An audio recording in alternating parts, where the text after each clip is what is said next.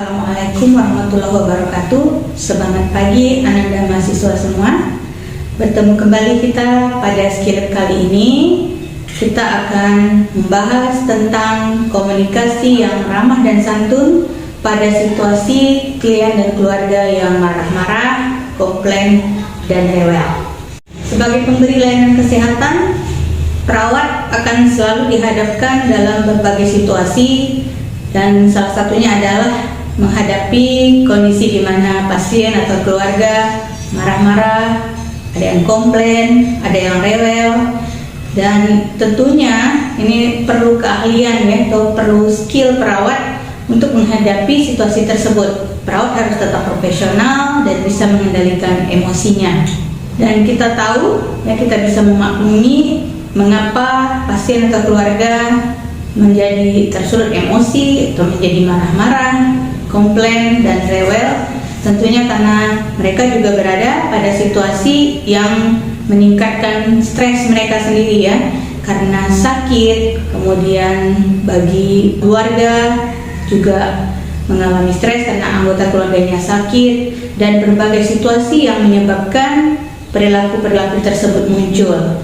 Misalnya lama menunggu di ruang tunggu atau di IGD, kemudian tidak sesuai apa yang diharapkan dengan yang didapat, dan berbagai situasi tentunya. Pada skillab kali ini, kompetensi yang diharapkan dikuasai oleh mahasiswa adalah mahasiswa mampu untuk menerapkan teknik-teknik atau cara dalam menghadapi situasi klien dan keluarga yang marah-marah, yang komplain, dan rewel. Beberapa cara atau langkah-langkah yang harus dilakukan dalam menghadapi kondisi pasien yang marah-marah, komplain, dan rewel, yaitu yang pertama adalah kenali dulu kemarahan pasien. Ada pasien yang marahnya memang ekspresif ya, terbuka, ada yang tidak ya, sehingga perlu kita untuk mengetahui kondisi atau kita untuk mengenali bahwa kondisi tersebut pasien atau keluarga sedang dalam keadaan marah. Yang kedua adalah menyesuaikan gaya komunikasi.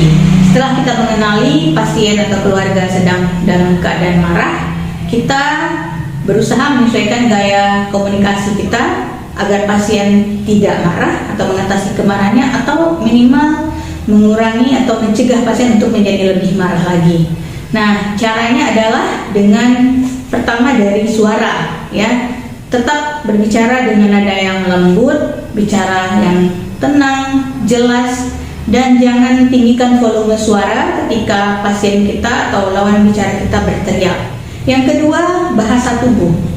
Bahasa tubuh tetap profesional dengan sikap terbuka, yaitu tangan tidak disilang atau tidak dilipat, kemudian juga kaki tidak disilang atau dilipat, dan usahakan posisi atau level kontak mata kita sejajar dengan lawan bicara kita. Ketiga adalah mengenali penyebab klien atau pasien dan keluarga marah. Nah, terkadang di belakang kemarahan tersebut sebenarnya ada emosi yang lain yang tersimpan ya. Misalnya rasa takut, rasa cemas, rasa frustasi. Nah, sehingga kita perlu mengenali apa penyebab kemarahan pasien tersebut. Nah, kita bisa bertanya, Bapak bisa ceritakan apa yang menyebabkan Bapak marah? Adalah berespon terhadap kemarahan.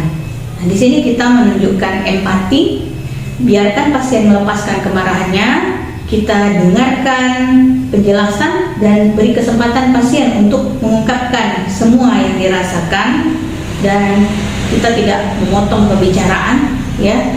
Kemudian dengarkan dengan sabar, dengan tenang, dan rasakan seandainya kita yang berada di posisi mereka. Kemudian kita fokus pada saat mendengarkan. Jadi kita hindarkan hal-hal yang bisa buyarkan konsentrasi, misalnya bunyi handphone ya, atau tamu dan lain sebagainya. Nah, kemudian kita ulangi setiap fakta yang diungkapkan oleh pasien dan keluarga. Contoh kalimat yang bisa kita sampaikan untuk menunjukkan empati ya, misalnya, setelah saya mendengar cerita ibu atau bapak, saya bisa memahami mengapa bapak atau ibu menjadi marah seperti ini. Berikutnya adalah meminta maaf bila terjadi kesalahan. apabila kesalahan tersebut memang terjadi disebabkan kelalaian dari tenaga kesehatan, kita meminta maaf kepada pasien dan keluarga dan sampaikan bahwa hal tersebut tidak terjadi dengan sengaja, ya, tidak disengaja, dan kita akan menindaklanjuti dengan menyampaikan laporan dan sebagainya, dan juga akan memastikan bahwa hal tersebut tidak akan terulang kembali. Berikutnya adalah berusaha untuk menerima pendapat pasien. Di sini maksudnya bukan kita selalu membenarkan pasien dan keluarga, akan tetapi kita sebagai taktik ya untuk meredakan kemarahan, kita mencari poin ya, bagian yang bisa kita setujui dari pendapat pasien dan keluarga. Yang terakhir adalah tetap tenang dan kuasai diri. Nah, di sini nada suara kita tetap rendah, tetap positif dan menenangkan. Kemudian menyampaikan informasi dengan pelan, tidak tergesa-gesa, tidak terpengaruh dengan nada suara pasien yang atau keluarga yang tinggi. Dan juga tetap gunakan kata-kata yang menghargai atau menghormati. Misalnya, silakan, terima kasih telah menyampaikan keluhannya kepada kami, ya. Dan jangan lupa panggil pasien atau keluarga dengan namanya. Dan satu lagi yang penting sekali juga adalah tetap menjaga jarak aman.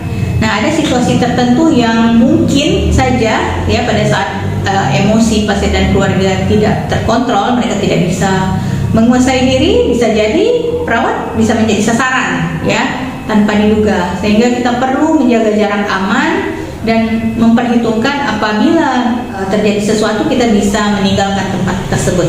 Baiklah mahasiswa sekalian, berikut ini kita saksikan tayangan tentang bagaimana caranya menghadapi pasien dan keluarga yang marah-marah. Selamat menyaksikan.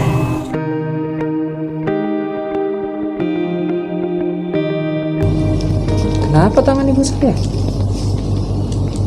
Loh, kok bisa gini? Kemarin rasanya baik-baik aja. Mana nih susternya? Suster! Suster!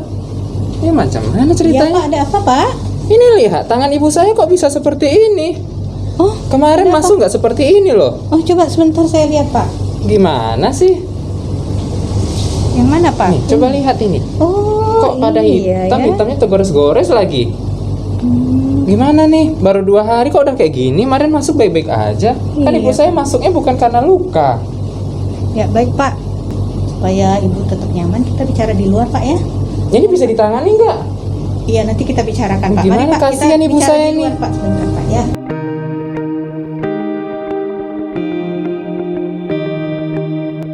Mari Pak, silakan duduk Ya. dulu Pak. Ya, terima kasih Bu. Ya Pak, ya kami mohon maaf. Mungkin ini kelalaian dari pihak kami karena mungkin kurang di masase mungkin ya, dan nanti kami akan rawat tangan siku dari ibu bapak tadi. Mudah-mudahan insya Allah nanti dalam waktu singkat itu akan kembali membaik. Oh gitu. Tapi kok bisa muncul gitu Bu? Kayak risih saya jadinya.